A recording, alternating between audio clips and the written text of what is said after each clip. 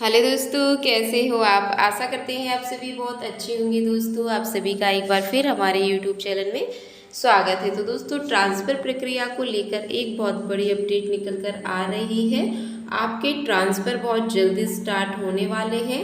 पूरी अपडेट क्या निकल कर आ रही है ट्रांसफ़र के संबंध में, आइए देखते हैं। दोस्तों, वीडियो अच्छी लगे तो चैनल को भी सब्सक्राइब जरूर करिएगा। 1 मई से हट सकता है तबादलों का बैन, यानी कि राज्य सरकार नई नीति लागू करने की तैयारी। 2.5 साल से नहीं हुए हैं आपके ट्रांसफर। राज्य सरकार 1 मई से तबादलों पर लंबे समय से लंबित रोक हटाने की तैयारी कर रही है। इस संबंध में जल्द ही तबादला नीति को कैबिनेट में मंजूरी दी जा सकती है। सूत्रों के अनुसार सामान्य प्रशासन विभाग नई नीति पर काम कर रहा है। उच्च स्तर पर इस बात का विचार विमर्श होना है कि जिलों में तबादलों का अधिकार किसे दिया जाए और विभागों में कितने प्रतिशत स्थानांतरण यानी कि आपके ट्रांसफर किए जा सकते हैं। वर्तमान में कर्मचारी अधिकारियों के तबादले सीएम समन्वय से हो रहे हैं। इसके अलावा प्रशासनिक कारणों से भी किए जा रहे हैं। सूत्रों के अनुसार लंबे समय से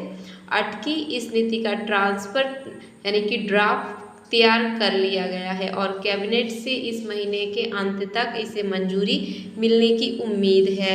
यानी कि नई तबादला नीति के तहत मई और जून का महीना तबादले के लिए निर्धारित किया जाएगा, यानी कि ट्रांसफर के लिए निर्धारित किया जाएगा। इस दौरान कर्मचारी तबादले के लिए आवेदन कर सकेंगे। पहले ट्रांसफ़र के लिए आपको आवेदन करना होगा और प्रक्रिया भी इसी अवधि में पूरी कर ली जाएगी और प्रभावी मंत्री की भूमिका अहम होगी, यानी प्रभारी जो मंत्री होते हैं उनकी भूमिका अहम होगी। नीति लागू होने के बाद प्रभारी मंत्रियों की भूमिका अहम हो जाएगी। तबादले आवेदन उनकी अनुशंसा से ही आगे बढ़ाए जाएंगे। हालांकि कुछ मामलों में कैबिनेट मंत्री संबंधित विभाग के राज्य मंत्री को भी ये अधिकार सौंप सकते हैं।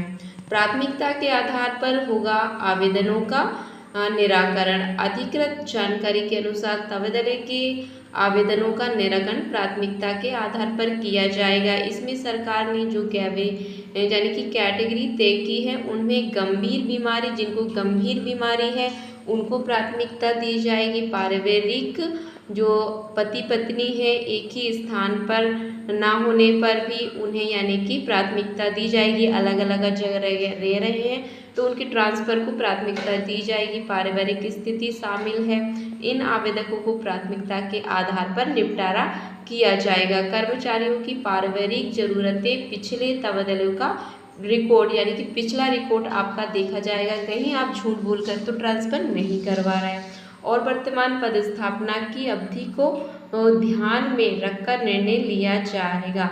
बताया जा रहा है कि इसके साथ ही संबंधित कार्यालयों की आवश्यकता और वहां उपलब्ध मानव संसाधन को भी ध्यान में रखा जाएगा। तो इस तरह से आपका ट्रांसफ़र होगा। ट्रांसफ़र में आपके पिछले रिकॉर्ड को देखा जाएगा और आप जिस कैटेगरी में है उसमें आपको क्या परेशानी है, यानी यदि आप गंभीर बीमारी है या आप पति पत्नी अलग अलग स्थान पर रह रहे हो तो आपका ट्रांसफ़र को प्राथमिकता दी जाएगी। पारिवारिक स्थिति के तहत भी आपको प्राथमिकता दी जाएगी तो उनको प्राथमिकता दी जाएगी। दोस्तों, ट्रांसफ़र से संबंधित कोई भी अपडेट होगी तो मैं फिर आपके सामने फिर लेके आऊँगी कि किसी नेक्स्ट वीडियो में सरकारी नौकरी से संबंधित कोई भी अपडेट होती है मैं आपके सामने लेके आती रहती हूँ। तब तक के लिए धन्यवाद।